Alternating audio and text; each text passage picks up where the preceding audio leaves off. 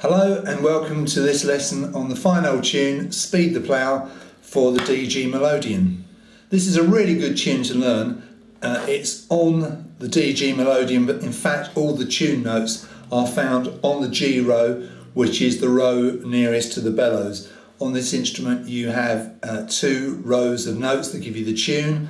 This row is the D row because it features notes found in the scale of D major. This row, the G row, because it features notes found in the key of G major. Some DG Melodians have an extra row here, which I haven't got, of accidentals, but you wouldn't need those in this tune in any case. What we're aiming for here is to play this tune as smoothly as possible with no sort of jerky actions, jerky sounds, and you need to be fairly careful about how you use your bellows.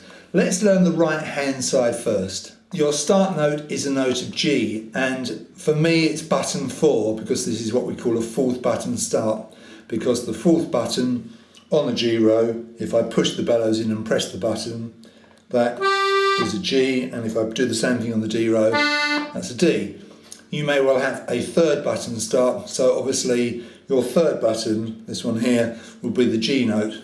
So let's just play the first bar, right hand side only.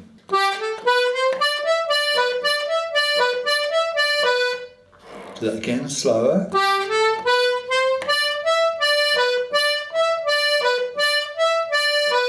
Now a couple of things to notice there. Finger 1 on the G, and you get the G and the A on the same button. So if you push and you play that button, you get a G note. And if you pull while holding onto that button, you get the A. Now what I'm saying to you there is, don't go, you don't need to press the button twice.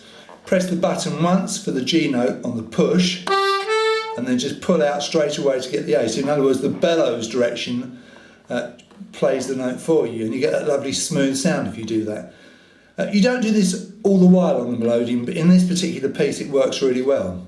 So there's the G and the A, and you'll notice above the notes you've got a number 1, telling you both fingered by finger number 1, and that little dagger underneath the A, that's just my sign for reminding you to play that note with the bellows, literally by changing the bellows direction.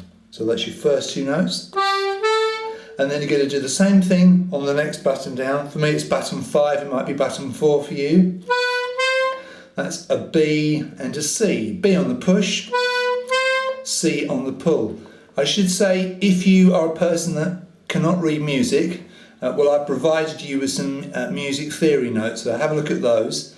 Basically those first 4 notes are all quavers. That's 4 beats to the bar, and the way you count quavers is 1 and 2 and. So those first 4 notes you count 1 and 2 and. So you've pressed the buttons twice, but you've got 4 notes out of it so far. Like that. Notice I'm holding the Melodeon very square, I'm not letting it drift down. Keep it square. I'm not actually playing the bass at the moment, but when I do you'll see that's really important.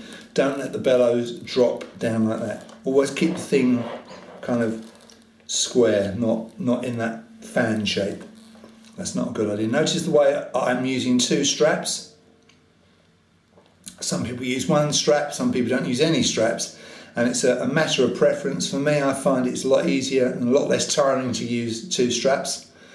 And my left side is slightly tilting down that way, but that's a matter of preference, and you'll have to come up with what feels comfortable for you. So the first 4 notes again. Now we're going to go to the next button, do the same thing. But this time we'll get 3 notes because the notes are D, E, D. So D on the push, E on the pull, and then D on the push again. And then we return to the B note, finger 2, and that's the last note in that bar.